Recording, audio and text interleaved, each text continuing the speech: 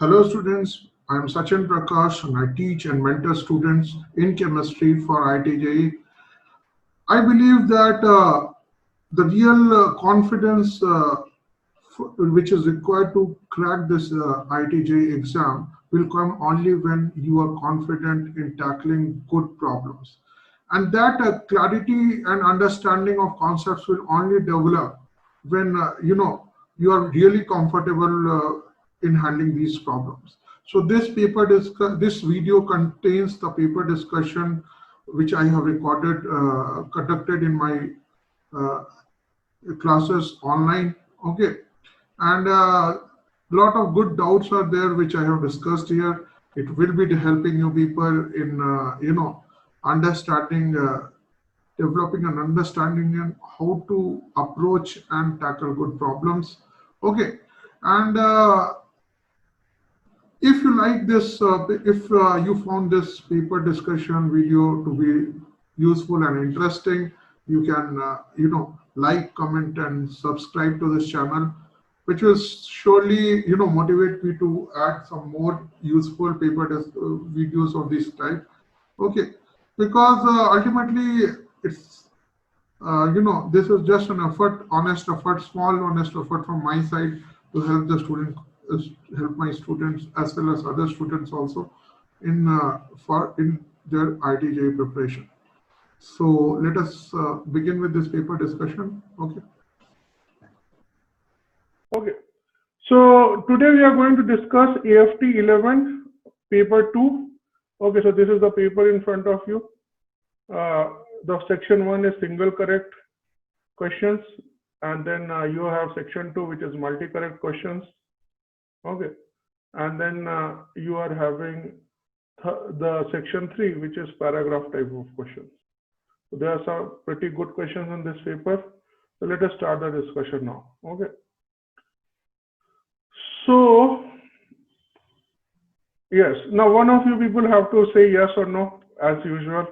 Okay, because I need some feedback from your side also. Then only it will be a discussion.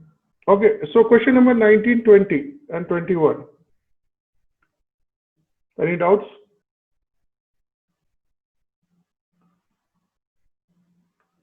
Nineteen, 20, and 21.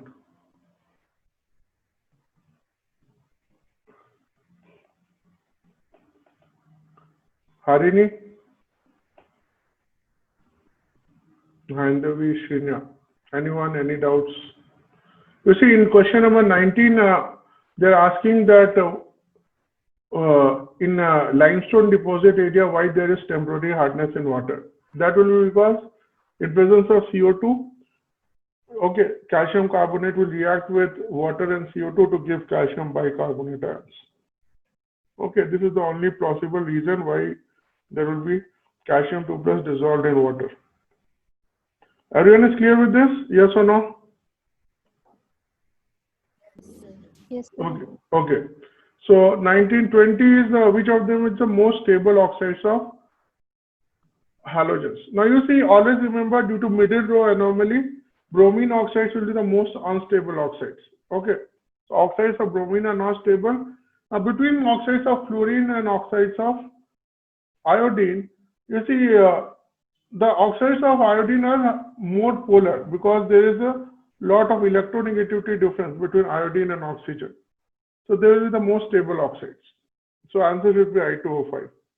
Okay. Question number 21 and 21. Okay, 21. Have I done it somewhere?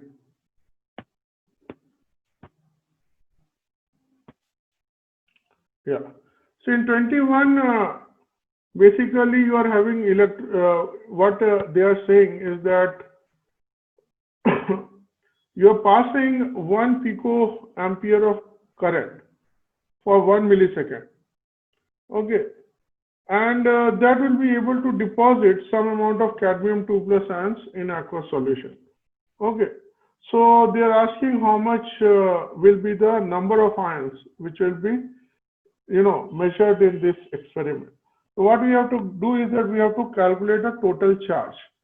So to total charge will be 1 picoampere is 10 power minus 12 ampere. Okay. And you are passing it for 1 millisecond, means 10 power minus 3 seconds.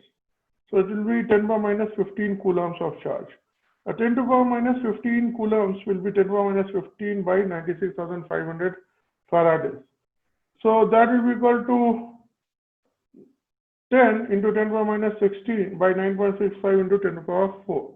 Okay, so that will be equal to 1.1 into 10 to the power minus 20 farads. Okay, now once you have found your charge in farads, that will be equal to the moles of electron, because 1 Faraday, I have told you, will be equivalent to 1 mole of electron. Now, you see, cadmium 2 plus will take 2 electrons and give cadmium. So, 1 mole of cadmium 2 plus ions will take 2 Faradays of charge. Okay, so this much Faraday of charge, 1.1 into 10 to the power minus 20. This much Faradays of charge will be 1 by 2 into this value, and this will be in the number of moles. You have to multiply it by Avogadro's number, which is 6 into 10 to the power 23. So if you do the calculation, it will come out to be something like 3.3 into 10 to the power 3. Okay, or 3300. So the closest value is like 3125. Everyone is clear with this? 21? Yes or no? Okay. So after this, question number 22. In question number 22, okay, so this question was asked by a few people, a few days back. Basically, in this question number 22, it is like you are having hydrogen and oxygen, okay, which are there in the, what you say, which are there in air, and they are collected on top of water. Okay. So what is going to happen is that some of the hydrogen and oxygen will also be dissolved in water. Okay. Now they are asking what is the mole fraction of hydrogen and oxygen dissolved in water. Okay, due to the hydrogen and oxygen which is present in the free space. So basically, you see, pressure of hydrogen, which is above the water, will be equal to mole fraction of hydrogen in solution into the Henry's constant for hydrogen. Okay, similarly, pressure of O2 over water is equal to mole fraction of O2 dissolved in water into Henry's constant of water. Okay. Now, pressure of hydrogen will be directly proportional to number of hydrogen, moles of hydrogen in the free space, and pressure of oxygen will be directly proportional to moles of oxygen in the free space. Okay. Now, and the second thing is that the mole fraction of hydrogen in solution will be directly proportional to the dissolved hydrogen, moles of dissolved hydrogen, because it will be moles of dissolved hydrogen by moles of water. Okay, and this will be approximately equal to moles of oxygen, dissolved oxygen by moles of water, moles of dissolved oxygen. Okay, so I can write if I, like divide these two equations, I will get number of moles of N of H2 by N of O2. Okay, which is the moles in free space is equal to Henry's constant of hydrogen by Henry's constant of oxygen into dissolved moles of hydrogen and oxygen. So if you put the values, KH of H2 is 7.76 into 10 to the power 4, KH of O2 is 4.58 into 10 to the power 4. So if you divide them, you will get this equation. So you see, it is given that the hydrogen and oxygen ratio is 2:1. So that is the pressure ratio, and that will also be the moles ratio in the free space. So once you put the, you will get moles of hydrogen okay, by moles of oxygen to be 1.18 by 1. Okay, if you do the calculation. So percentage of oxygen will be 1 by 1.18 plus 1 into 100, it will be 45.9%. Are you getting this thing? Yes or no? Yes, no. Sir. Okay. So 22 is done. 23. 23, basically they're asking the reactivity of compounds towards electrophilic substitution. Okay, now you see you are having, we know that electron donating groups will activate the ring towards electrophilic aromatic substitution. Electron withdrawing groups will be deactivating the ring towards electrophilic aromatic substitution. So you see the most electron withdrawing donating group is OH, so S will be the maximum, and most deactivating group is COH, so P will be minimum. Okay, so the option will be A because S is maximum and P is minimum, and obviously Q will be electron donating group, so it will be the second most activation, and R is weakly electron withdrawing group, so it will be, you know, the third one. And so the sequence will be S, Q, R, and P. Okay. So 23 is done. Next is question number 24. Okay. In question number 24, it is asking arrange the following in order of heat of hydrogenation. Now you see heat of hydrogenation will be directly proportional to the number of pi bonds. Okay. Heat of hydrogenation is directly proportional to number of pi bonds. This is the first criteria. Okay, so more number of pi bonds, more will be the heat of hydrogenation. Second criteria is that for the same number of pi bonds, heat of hydrogenation will be inversely proportional to stability. Okay, so if conjugation increases, heat of hydrogenation will decrease. Okay, so you see in this case, maximum number of pi bonds is in case of C and A. So these two should be maximum, and minimum number of pi bonds is in case of D. So D should be minimum. Okay, so C should be maximum and D should be minimum. E is having 3 pi bonds, but you see A is what we call as aromatic. Okay, now you cannot predict this without the values, but it, you know, based on the values, it is found that benzene is having a heat of hydrogenation even less than, you know, like 2 pi bond systems. Okay, so the order will be C, B, A, and D. Okay, so it is A. Okay, after this, question number 25,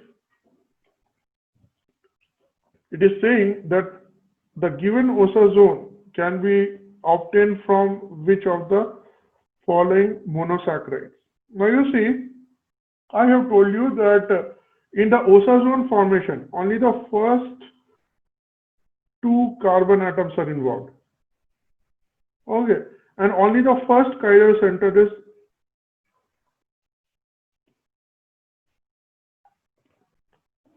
involved. Means only this chiral center is, you know, taking part in OSA zone formation. The other, if we are talking about hexose, then the other 4 chiral centers are not involved. So the configuration of these 4 chiral centers will remain the same. Now you see, if I am talking, so this, when I have discussed the notations with you people, that if I am talking about glucose, then I write glucose notation as 1101. Okay, so you see this is the first chiral center, second, third, fourth. I go from bottom to top, it is like OH, OH, OH, and OH. So I write it as 1101. Okay, so you see this chiral center is already gone in OSA zone formation. The OSA zone configuration will be decided by the last 3 chiral centers. Okay, so you see this is the configuration of OSA zone. So we have to check which of the following monosaccharides will match this configuration. Now you see glucose is like 1101. Okay, so these three is not matching with this one, so this cannot be the answer. Altrose is 1110. So again, these three is not matching with 100. Okay, which is the configuration here. Galactose is 1001, so it is matching with the given osazone configuration, the first three digits. So this will be the answer. Idose is 101, again this is not matching. The answer should be option C. Are you getting my point, everyone? Yes or no? Yes, sir. Okay. So 25 is done. 26. Now 26 is saying that the correct statements among the following is or are. Now, you are having like these four statements. Okay, so we have to check which of these will be are the correct ones. Okay, so 1 minute. Let me just check. Okay. Now you see, it is saying that you are having compounds of NO with halogens. NOF, ClNO, NOBr. Okay. Now you see, when you're talking about NO bond length, okay. So you see, nitrogen will be having a vacant pi star orbital. Okay. So this I have shown it here. Okay, something like this. I am drawing it again. N double bond O and say fluorine. Now you see, if fluorine is having a lone pair and nitrogen is having a vacant N double bond O is having a vacant pi star orbital. So if there is a back bonding of fluorine lone pair into the vacant pi star orbital of NO, what will happen? If the electron density is going into the, what it says, anti-bonding orbital, the bond order will decrease and bond length will increase. So you see, the nitrogen-oxygen bond length will increase in this case. Okay, so nitrogen-oxygen bond length will increase. If you're talking nitrogen-fluorine bond length or NX bond length, that will decrease because partial pi bond formation will be there. Okay, so NO bond length is shortest in case of FNO and longest in case of BRNO. Okay, so the answer should be A should also be the answer actually. But I think in the solution they have given that from the experimental values it has been found that like NO BR is NOF is not the shortest one. Okay, so this is something which proper explanation is not available. This is a data-based question. Okay. Now, so after this, option B. Okay, in option B, it is given that among FNO, ClNO, and BRNO, the bond angle is lowest in case of FNO and largest in case of BRNO. Now, in case of bond angle, you see, due to this lone pair, this and this, your nitrogen is sp2 hybridized. Okay. Now, if this lone pair can be delocalized into the vacant orbitals of chlorine, okay, then the hybridization will change from sp2 to sp in this case. Okay, now you see d orbital resonance will be directly proportional to the size of the d orbitals. So it will be maximum in case of bromine and it will be minimum in case of fluorine. In case of fluorine, there will be no d orbital resonance because fluorine does not have vacant d orbitals. So the bond and you see if the bond hybridization is changing from sp2 to sp, the bond angle will be increasing from 120 degree towards 180 degree. Okay. So the bond angle increase will be maximum in case of NOBr and minimum in case of NOF. So B is correct. Okay. Now, when you're talking about option C, some metals are found in nature as the oxides, whereas others are found as sulfides. Okay. So,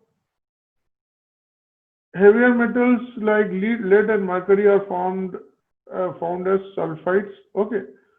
So, this is a correct statement. Okay. Lead is found in the form of PbS, galena. Hg is found in form of HgS, which is cinnabar. Okay. And this is mainly because you see oxygen is very small atom, oxide ion is very small. So it will form stronger lattice with smaller elements. With larger elements, it will be not forming very stable lattice. Whereas sulfide ion is relatively bigger in size, so it can form stable lattice with HgS as with larger cations like Hg2 plus and Pb2 plus. That is why. Okay, so C is the correct option. Now, when you're talking about D, now D is something which, the first two parts we have already discussed in the class also. You see, in case of water and fluorine, you see, in case of H2O, the oxygen is more electronegative. So the lone pair, bonding pair of electrons are more, concentrated at the central atom. When this happens, the bond pair repulsion will be more. The value of theta will increase. Here are the top search results. Okay. If we are talking about OF2, then the fluorine is more electronegative than oxygen. So the bonding pair of electrons are more, are away from oxygen. In this case, theta will be decreasing. So H2O will have higher bond angle than OF2. Now, in this case, the bond angle is minimum because you see, fluorine will be having delta minus and hydrogen will be having delta plus. So there is some intramolecular hydrogen bonding between H and F in case of HOF. In that case, the bond angle will be minimum, even less than OF2. So the order is given to be correct.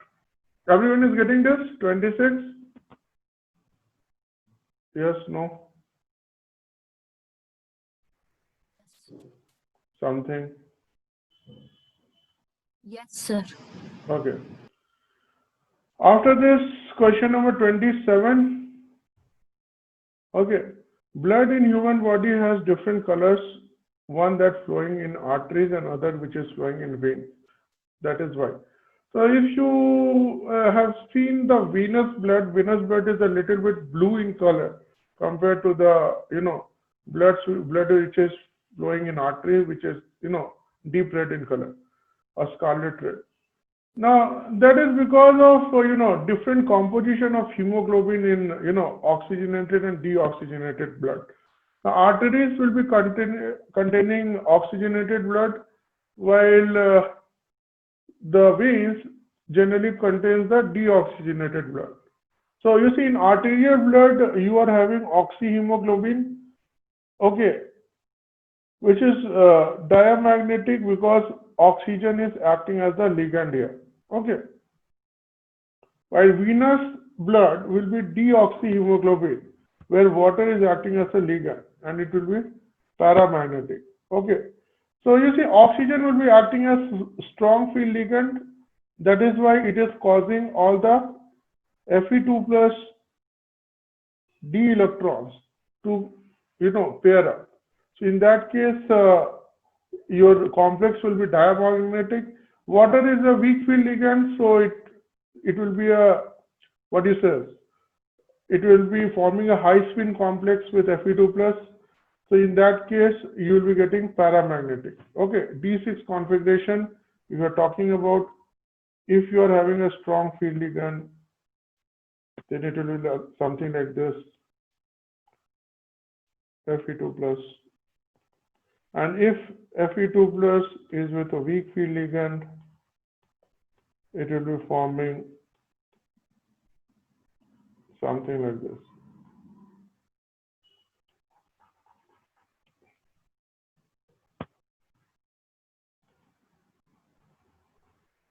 Okay. So this is the case. Okay. And last is oxygen molecule acts as strong ligand and water is acting as weak ligand. That is correct. Option D, ionic radius of Fe2 plus in both oxy and deoxyhemoglobin is same. That is a bit incorrect. Okay. Why? Because you see, in both cases, the pairing configurations are different. Okay. In case of Fe2 plus of oxyhemoglobin, okay, electrons are paired, so repulsion is less. So repulsion is more when electrons are unpaired, so that they are having same spin. So you see, low spin Fe2 plus will have less repulsion compared to high spin Fe2 plus. So low spin Fe2 plus will have slightly less radius than high spin Fe2 plus. Okay, so option D is incorrect. Okay, this brings us to question number 28. Now in question number 28, the options are, they are asking the correct statement for the crystalline materials and their structural properties. So you see, they are saying that a unit cell is a unit cube containing a smaller number of atoms. Okay. So actually it is incorrect. Unit cell basically is a structural unit of the whole lattice. It represents all the properties of the whole lattice. Okay. So the ratios of atoms will be same in a unit cell as it is in the overall lattice. Okay. So the ratio of NaCl in a lattice is, you know that 4:4 is there, which is basically 1:1, which is found throughout the crystal lattice of NaCl. So A is not correct. Option B, in BCC lattice of identical atom, packing fraction changes with lattice constant when atoms are treated as hard sphere with the nearest neighbors sharing on their surface as common. That is incorrect, because you see, packing fraction will remain the same whether you are treating them as spheres or as points. Okay. Option C, the C/A ratio for ideal hexagonal closed packing lattice is square root 8/3. Now C basically represents the height of the SCP unit cell. Okay. Now I have given you people the derivation in the class. The value of C comes out to be 4 root 2/3 R. And the value of A is actually 2R. So the value of C/A will be 2 under root of 2/3 or square root of 8/3. So C is the only correct statement. D, in face-centered cubic packing or FCC, the spheres are in tetrahedral voids are present above and below each atom. And you see, if you remember the FCC unit cell, okay, then it is something like this.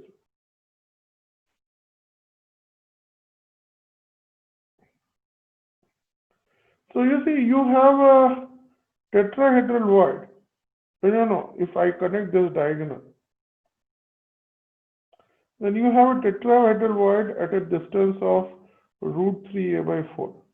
Now you have a tetrahedral void here, and you have a tetrahedral void here. So you see, if you can see this, make this vertical, then above each atom you'll have a tetrahedral void, and below each atom also you'll have a tetrahedral void.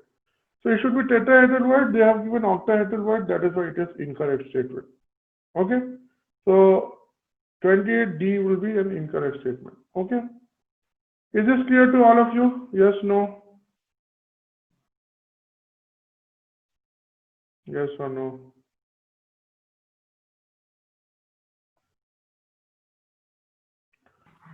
Yes. Okay. So after 28, next is 29. Okay, in 29, they're asking to select the incorrect statement with respect to experimental and theoretical statements of hydrogen atom. Okay, so they are saying that all hydrogen spectral lines will have same intensity. Now you see, that is an incorrect statement. Why? Because intensity depends on the number of hydrogen atoms present at each level. So see, if I am having multiple levels, and say this level is containing 4 electrons, and this is containing only 2 electrons, then the spectral lines corresponding to 4 to 1 will be twice as stronger as the spectral line corresponding to 2 to 1. Okay, so all spectral lines will not be of same intensity. It will depend on the number of electron sets which are involved in that given transition. Okay. Second is Heisenberg's uncertainty principle explains the Zeeman effect. It is incorrect. It is a Sommerfeld model which explains the Zeeman effect. By Sommerfeld model, actually, what you say is introduces the concept of azimuthal quantum number L, okay, which will explain what you call as a fine structure of spectral lines.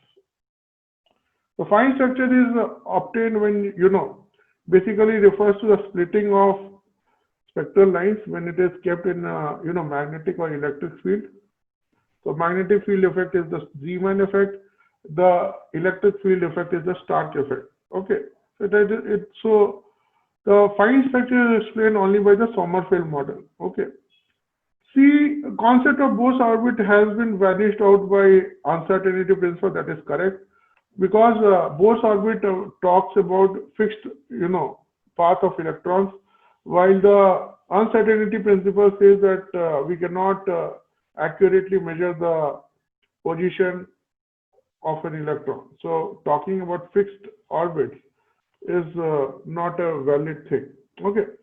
And these intensity of spectral lines depends upon the probability of transition. That is the point which we are making in the option A.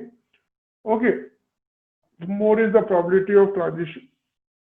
Higher is the probability of transition, more will be the intensity of the spectral lines. Okay. So this is question number 29.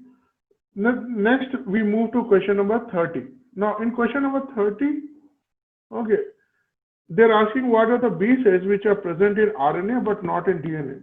Now, you have like 5 bases: adenine, guanine, and cytosine, which are present in both DNA and RNA. And then you have uracil, which is only present in RNA, and you have thymine, which is only present in DNA. Okay, so these are A, G, and C, adenine, guanine, and cytosine. These are common bases. Only uracil is present in RNA, while thymine is only present in DNA. Okay, so this is question number 30. Next is question number 31. Okay. In 31, they are asking which of them are correctly matched to their products. Now you see, if you are doing O3, ozonolysis and water, this means it is oxidative ozonolysis. If zinc is not mentioned, this means that CHO will be oxidized to COH. So you will be getting this as a product. Okay, and if you are heating this, you see it is a beta keto acid, so it will undergo decarboxylation. CO2 will go out. So you will be left with acetic acid only on heating. Okay. If you are in B, you have NO2 and you are using SN and FeSCl, it will be converted into NH2. And then if you are using CaCl3 and QH, this NH2 will be converted into NC. It is your carbylamine test or carbylamine reaction. Okay, so it should not be CN, it should be NC. Okay. Third case, you are having phthalimide. Okay, you are treating with OH minus. So what will it do? That it will create a negative charge anion here. Now with 5Cl, the reaction will not take place, because you see the reaction is basically SN2. Aryl halides will not give SN2 reaction. Okay, because it is a sp2 carbon, not sp3 carbon. So in this case, you won't get this reaction, these products won't be formed. Okay. Option D, you are having red phosphorus plus chloride. Okay, and you are treating it with a carboxylic acid. So this will lead to, alpha halogenation of carboxylic acid. Okay, and you'll be getting COH and Cl. So this is your HVZ reaction. Okay. So this is question number 31. Next is question number 32. Okay, now question number 32 says that which of the following do not give primary amine? Okay, so you see, if you're talking about the hydrolysis of RNC, then you can write RNC like this.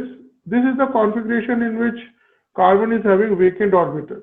So water will be always attacking the vacant orbital of carbon because carbon is electron deficient in isocyanate. Okay, so this will lead to formation of this intermediate, okay, and a negative charge here which will take H plus from water. So you will getting R N double bond C H OH, and then this will undergo what we call as tautomerization. Okay, so if it undergoes tautomerization, then you can write it as RNH C double bond OH. Okay, this okay, and then it undergoes hydrolysis. So you can write the hydrolysis product here H and here OH. So you will be getting HCOH plus RNH2.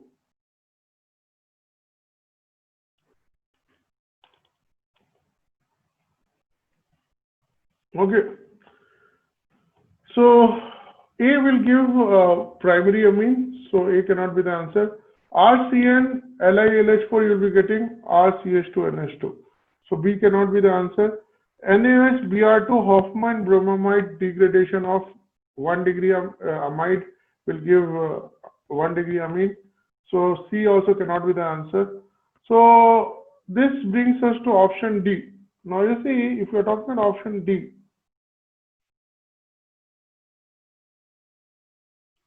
you see, if you have azide ion, okay, and you have carbonyl compound, then the azide ion will attack.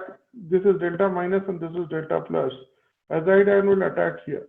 And so this is an example of Schmidt reaction. Okay, you are not supposed to remember the names, but I'm just giving you for information. So if that N3 minus attacks, you will get this type of azide intermediate. N2 is a very good leaving group, so it will leave. So you will get an electron deficient nitrogen or a nitrene here. Now this CH3 along with this bonding pair of electrons will go, and this nitrogen lone pair will come like this. So you'll be getting this type of compound, and this will be giving this oxygen lone pair will restore the carbonyl bond. So you'll be getting this type of intermediate. And this takes H plus, and you'll be getting a 2 degree amide here. CH3 CO NH CH3. Everyone is getting this? Now you see Then here. what if both the groups weren't same? Then the group with higher migratory aptitude will go. Generally, the order of migratory aptitude is 3 degree greater than 2 degree greater than 1 degree.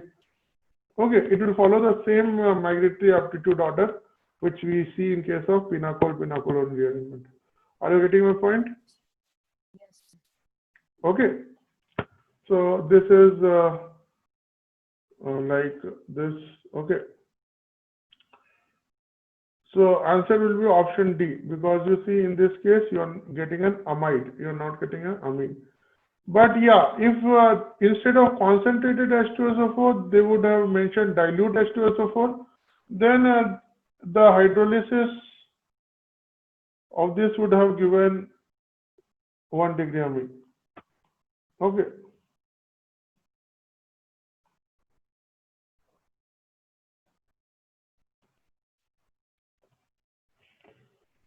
So this concludes question number 32.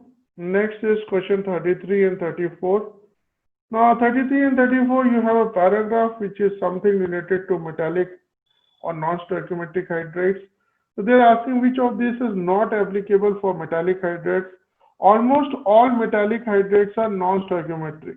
That is incorrect. Okay, only the transition metal hydrides will be non-stoichiometric. Okay. Second is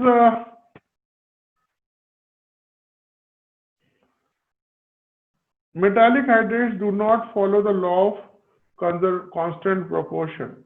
Okay. So law of constant composition.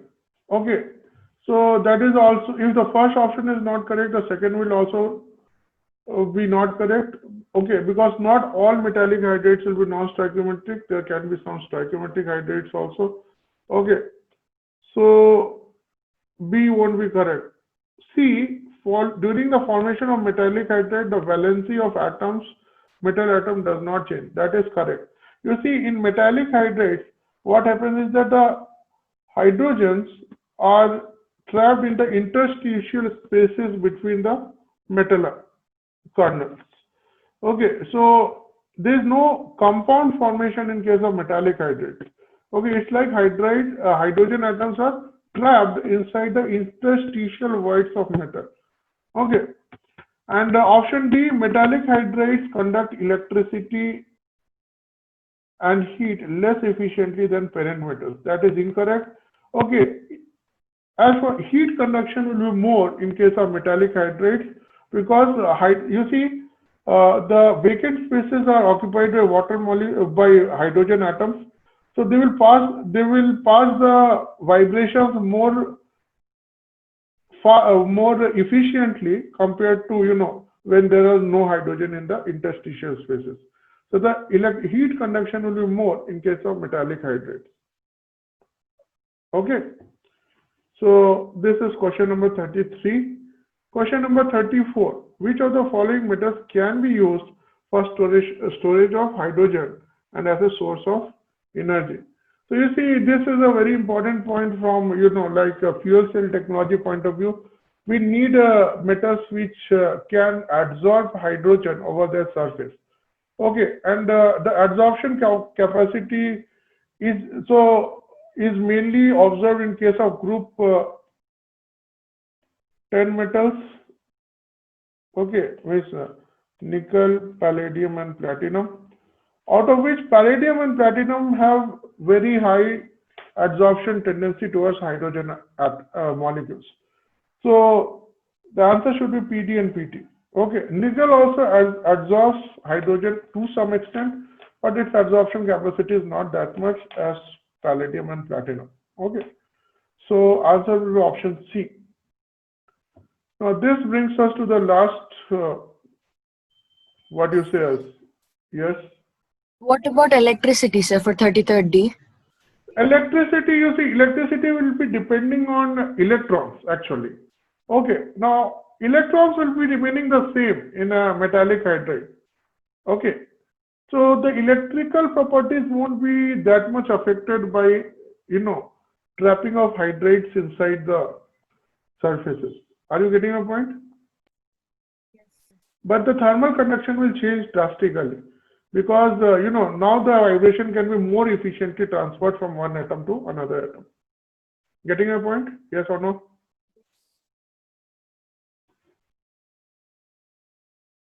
Okay, so this brings to question number 35 and 36.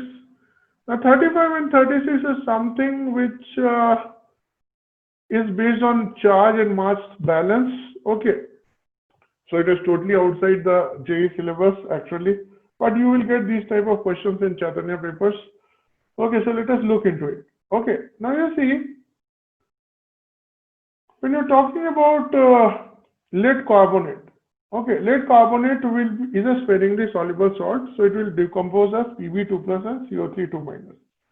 Now you see, if there is no further reaction of ions taking place, then if its solubility is S, then the ions which you will be getting will be S and S. Okay, but what happens is that Pb2 plus has a tendency to undergo hydrolysis. So there will be some decrease in its concentration. The equilibrium concentration will be S minus X. Similarly, CO3 2 minus will also have a tendency to undergo hydrolysis. So its concentration will also decrease to S minus 1. So in this case, KSP will be basically S minus X into S minus 5. Okay, now let us analyze the hydrolysis part. Now you see Pb2 plus will react with H2O to give PbOH plus H plus. So now you see, you can visualize this like this. Lead hydroxide, if it loses one OH, it gives PbOH plus.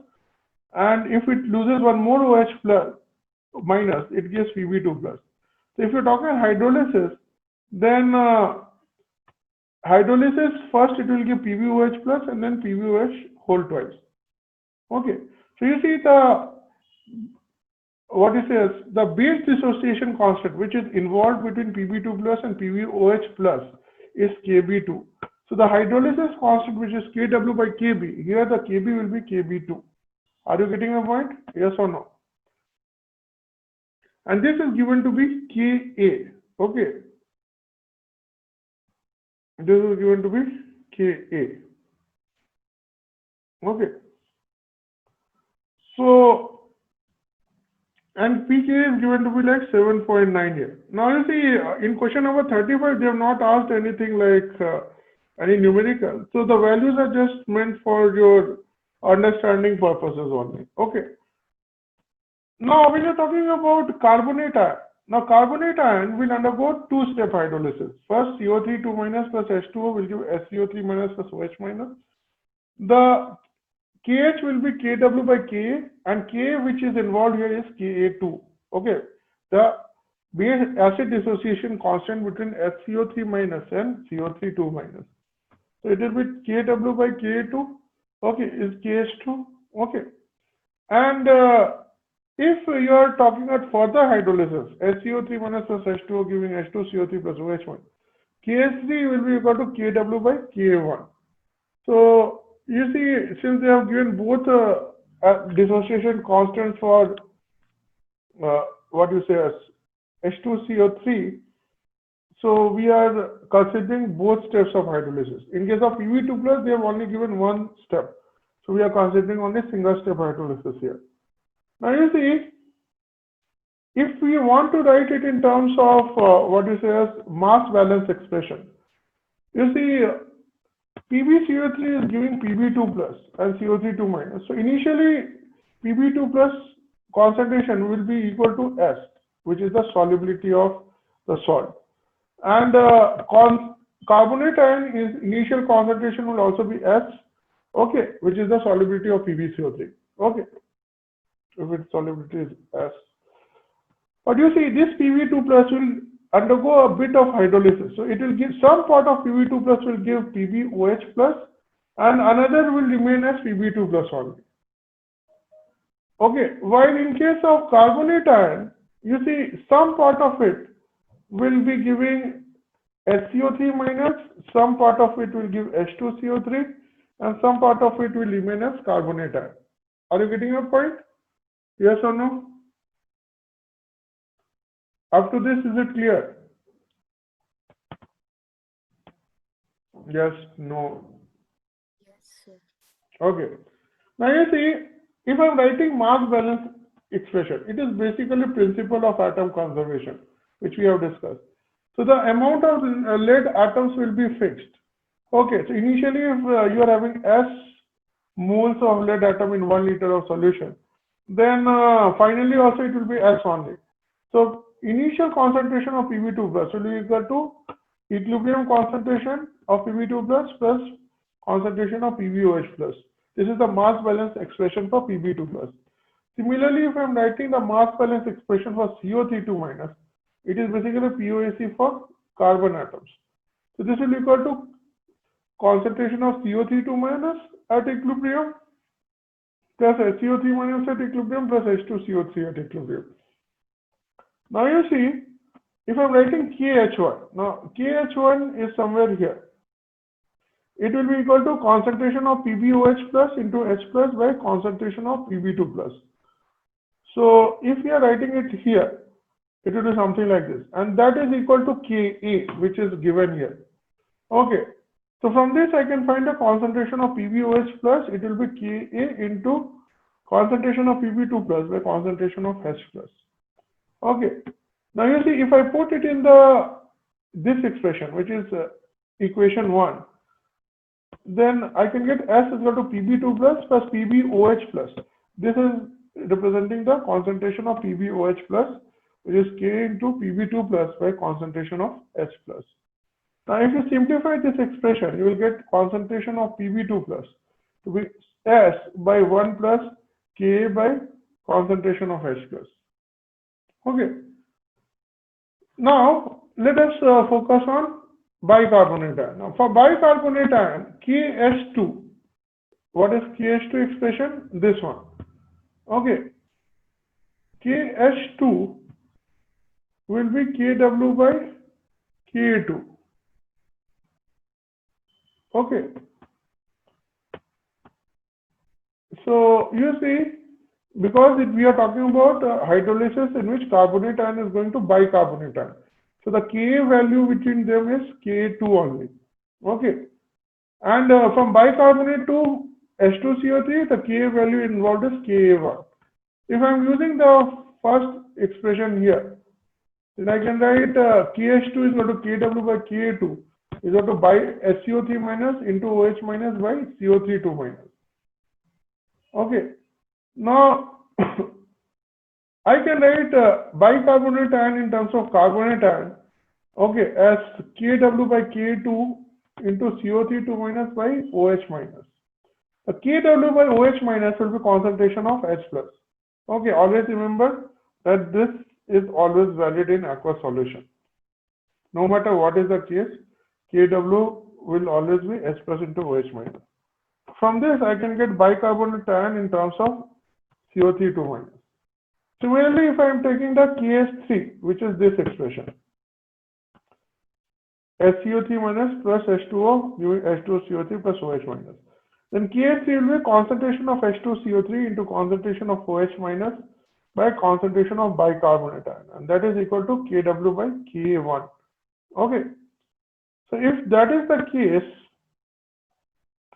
then we can write that KH3 is Kw by Ka1. It will be H2CO3 into OH minus by SCO3 minus. Okay. So concentration of H2CO3 will be equal to Kw by Ka1 into SCO3 minus by OH minus. Okay. So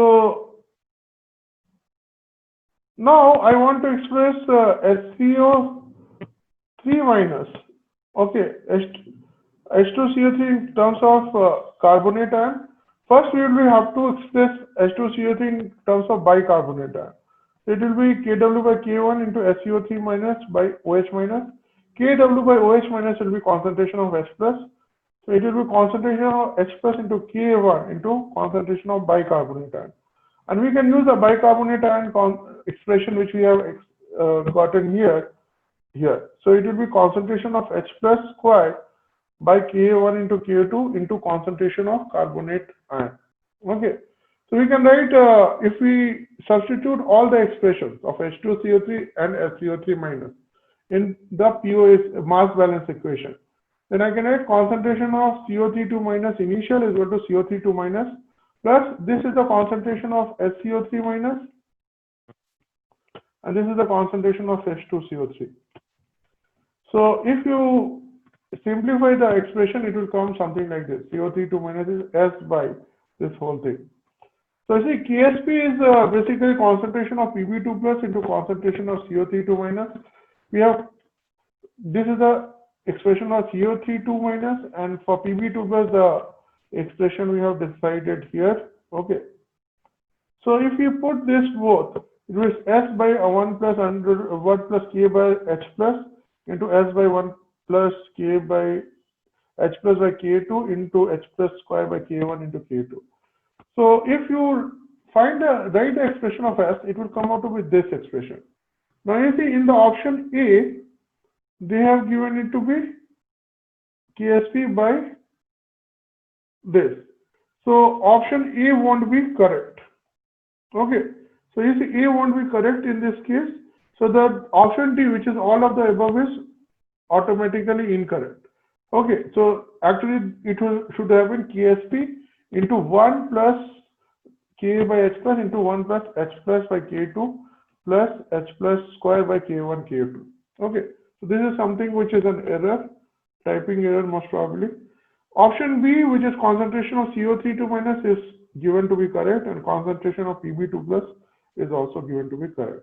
Okay, so We have already derived this expression during this whole analysis. Okay, so it is a bit longer, but if you are aware of this method, you can attempt these type of problems. Okay, question number 36. If you are taking 12.56 grams of lead carbonate in contact with saturated solution, okay, the moles of lead per liter of solution can be increased. Now you see, you are having lead carbonate giving Pb2 plus or CO3 minus. Now, if you want to increase the concentration of Pb2 plus, what you have to do is that you have to remove one of the reactants. So if I remove carbonate ion by adding an H plus, then what will happen? That the equilibrium will shift in forward direction as per the Leach-Atelier principle, and the concentration of Pb2 plus will increase. So option A is correct. Option B, addition of distilled water, that is also correct. Why? Because you see, if you are adding water, you are diluting the solution. So if you are diluting the solution, the equilibrium will shift in the direction of more number of ions. In that case, it will shift in forward direction. So even option B is also correct. Are you getting my point? Option C, addition of equal volume of saturated solution, it will not change the concentrations. So C won't be the answer. So answer would be A as well as B. Are you getting my point? Yes or no?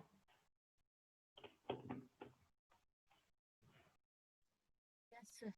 Okay. So with this, this paper discussion is done. Okay. And I will post the notes here. So I am stopping the recording here. Okay.